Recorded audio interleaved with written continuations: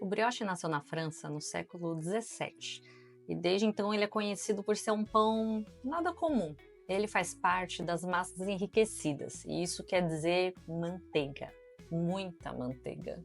Um brioche clássico pode levar em média entre 40% e 70% de manteiga. Algumas versões podem chegar até a inacreditáveis 100%, isso mesmo, esse valor em cima do peso total de farinha. Então haja proteína nessa farinha para aguentar esse tanto de manteiga. Mas é justamente essa quantidade elevada de gordura que traz a maciez, o sabor, o aroma impressionante desse pão. E como se não bastasse todos esses detalhes, hoje você vai aprender a fazer aqui a versão com fermento natural. Oi, eu sou Tuti Souza, padeira artesanal e apaixonada por longa fermentação. Se você quer conhecer mais sobre esse universo, já se inscreve aqui no canal, me segue lá no Instagram, que sempre tem conteúdo novo por aqui. O ponto principal para um pão de fermentação natural bem feito é um fermento bem cuidado. Ele é o astro principal do nosso pão. Tudo começa pelo fermento. Um fermento ativo, bem cuidado, no pico de atividade, vai garantir uma boa fermentação e uma acidez equilibrada. Inclusive, se você não é tão fã do saborzinho ácido que o fermento natural deixa no seu pão, eu te convido a dar um pulinho lá no meu Instagram e buscar postagens sobre o fermento natural doce. É uma pequena adaptação que você faz no seu fermento natural, em uma única alimentação, que já vai mudar completamente o resultado das suas massas enriquecidas feitas com ele. Então, quando seu fermento natural estiver no pico de atividade, a gente começa misturando os ingredientes secos. Em seguida, você pode adicionar os demais ingredientes, com exceção da manteiga. Particularmente, para fazer esse tipo de massa, eu prefiro uma alimentação do fermento mais firme. Aqui no caso eu usei a 1, 2, 3. Fazendo assim fica mais fácil de ter um controle sobre a hidratação dessa massa e fica mais difícil de perder o ponto. Nesse primeiro momento só mistura a massa. Se você notar que ela está muito firme, você pode colocar um pouquinho mais de leite. E caso você precise fazer esse ajuste, coloca o leite aos poucos. Assim que a sua massa tiver com uma textura parecida com essa do vídeo, você pode sovar durante uns 5 minutinhos ou até que ela fique com uma textura parecida com essa que eu estou mostrando. Aqui o glúten está começando a se desenvolver e está na hora da gente começar a colocar manteiga. Se tiver muito frio por aí, você pode colocar manteiga em ponto de pomada, aquela que quando a gente aperta, ela acaba se moldando ao nosso dedo. Se tá calor, você pode colocar manteiga gelada mesmo. Ela vai ajudar a sua massa a se manter resfriada. Coloca a manteiga dividida em 3 etapas. Em cada uma dessas etapas, você coloca uma parte da manteiga e espera ela se misturar à massa. Esse processo demanda paciência e atenção, então é normal se demorar um pouquinho.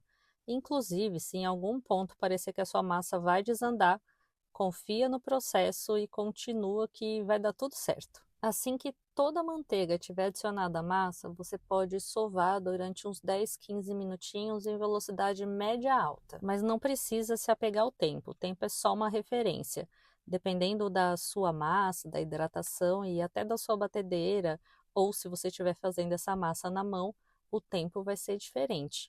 O importante é você buscar uma característica visual parecida com essa que eu estou mostrando aqui. Uma massa uniforme, elástica, brilhante e com glúten bem desenvolvido. Se sua massa não está chegando nesse ponto, pode ser que ela precise um pouquinho mais de sova ou então talvez você tenha exagerado um pouquinho na quantidade de leite. Se isso está acontecendo com você, segue o baile, continua aqui comigo que vai dar pão. Numa próxima vez que você repetir essa receita, você faz esses ajustes necessários. Agora volta aqui comigo e eu vou te falar uma coisa que vai soar até um pouco bobo, mas muita gente se perde no ponto de fermentação, tudo por conta da ansiedade e falta de atenção.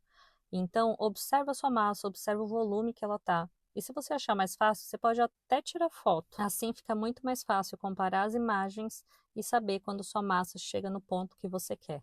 Da hora que eu boleei minha massa até a hora que eu coloquei ela na geladeira, ela fermentou por volta de 4 horas. Foi o suficiente para ela ficar desse tamanho. Como eu fiz esse pão num dia mais frio, eu deixei essa massa dentro do forno com a luz acesa para ficar um ambiente um pouquinho mais quentinho ali. Mas é importante frisar que Não foque em tempo, foque nas características físicas da sua massa. Então, se ela não chegou nesse volume ainda, nesse período de 4 horas, é só você esperar um pouquinho mais que ela vai chegar. Olhando assim, fica super fácil observar como a massa ganhou volume nesse tempo. Ela ganhou bastante volume e está super fofinha. Agora chegou a hora de levar para a geladeira. Após as 4 horas em temperatura ambiente, minha massa ficou durante 9 horas e meia dentro da geladeira. Esse tempo é flexível e você pode ajustar ele se for preciso. Assim que você começar a manusear sua massa, você vai notar que ela está bem firme. Por conta da grande quantidade de manteiga que a gente colocou, é normal que ela nem cresça muito dentro da geladeira também. A manteiga na geladeira fica mais firme e é exatamente isso que acontece com a nossa massa também. Agora a gente vai porcionar essa massa para fazer a pré-modelagem. Raspa tudo direitinho aí porque a manteiga não está barata. Eu decidi fazer porções de 6 partes iguais. A ideia é fazer uma pré-modelagem e uma modelagem simples, mas fica à vontade para fazer do jeito que você achar melhor aí na sua cozinha. Essa aqui é só uma sugestão. Após dividir, a gente faz bolinhas com essa massa. Sela o fundo, dá uma boleada, pode fazer do jeito que você achar mais fácil, não tem drama aqui não. Só uma sujeirinha de farinha para essa massa não grudar. Agora é só repetir o mesmo processo com as outras massas e olha que massa gostosa de mexer. Isso aqui é terapêutico demais, então aproveita esse momento para dar aquela desestressada.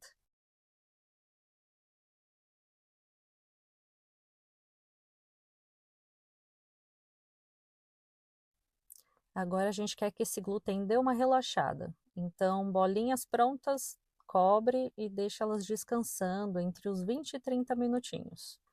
Agora chegou a hora da modelagem, que também não tem nada de complicado. Sempre usa um pouquinho de farinha. Se você colocar demais, vai atrapalhar o processo e a massa acaba não grudando nela mesmo. Eu tenho esse rolinho pequenininho, manual, que ele é ideal para essas massas pequenininhas. Se você não tiver, não tem problema nenhum.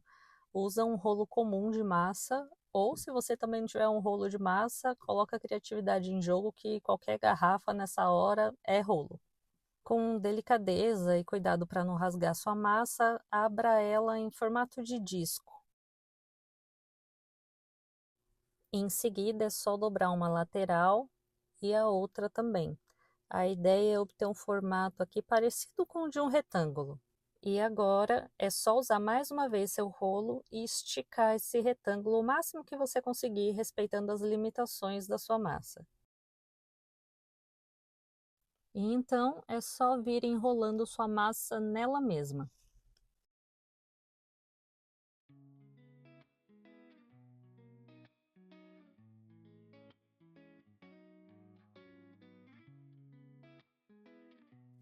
Rolinho pronto, é só selar essa emenda com os dedos em formato de pinça.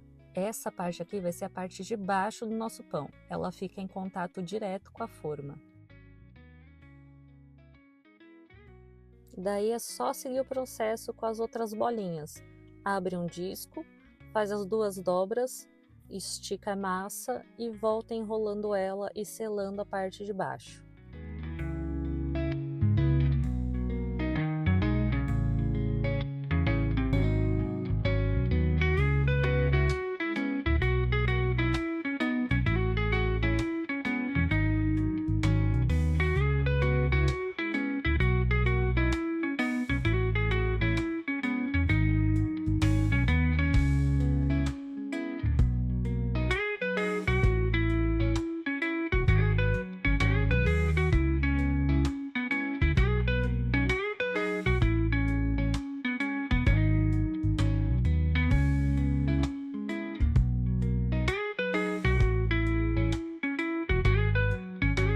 Essa receita rende um pão grande, são 400 gramas de farinha e o peso total da massa chega a ficar quase 900 gramas. As medidas da minha forma estão aqui na descrição desse vídeo. Se você não tem uma forma grande assim, você pode porcionar essas massas e dividir em 2 pães menores. Inclusive, você também pode distribuir esses rolinhos numa assadeira de forma individual e assar eles. Vão ficar mini brioches maravilhosos.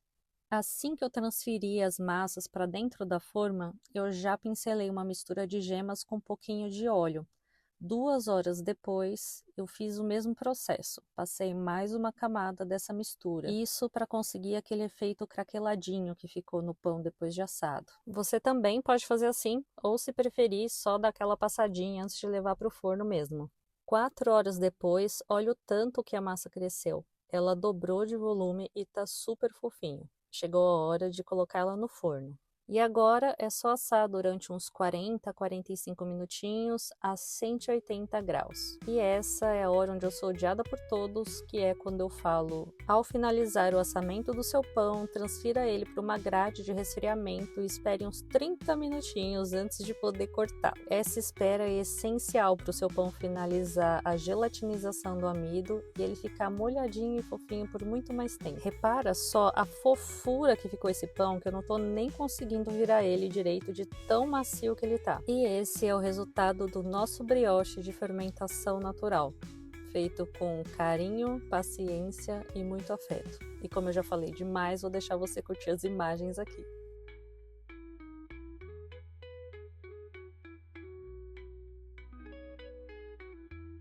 E aí, você gostou dessa receita? Depois não deixa de me contar como ficou aí na sua casa, tá bom? Tchau, tchau.